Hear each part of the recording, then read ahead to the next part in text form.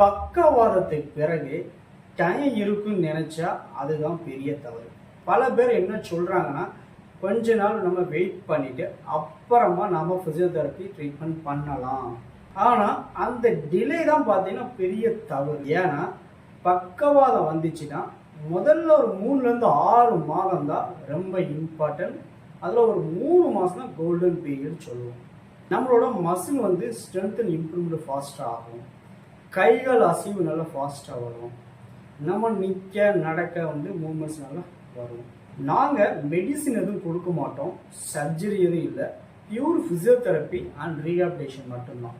Patient clinic வர முடியலன்னா Ambattur surrounding ஏரியாவில் நாங்கள் உங்கள் வீட்டுக்கே வந்து ஃபிசியோதெரப்பி ட்ரீட்மெண்ட்டை நம்ம கொடுக்குறோம்.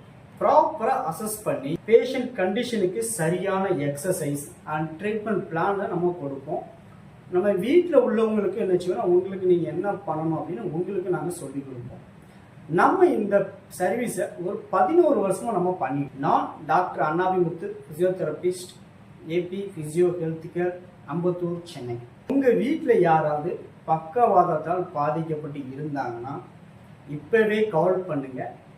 ஆரம்ப காலகட்டத்திலேயே நம்ம வந்து இந்த பக்கவாதத்துக்கு நம்ம ஃபிசியோதெரப்பி கொடுக்கறது மூலியம் பார்த்தீங்கன்னா நம்ம ஃபாஸ்ட் ரெக்கவரி நமக்கு கிடைக்கும்.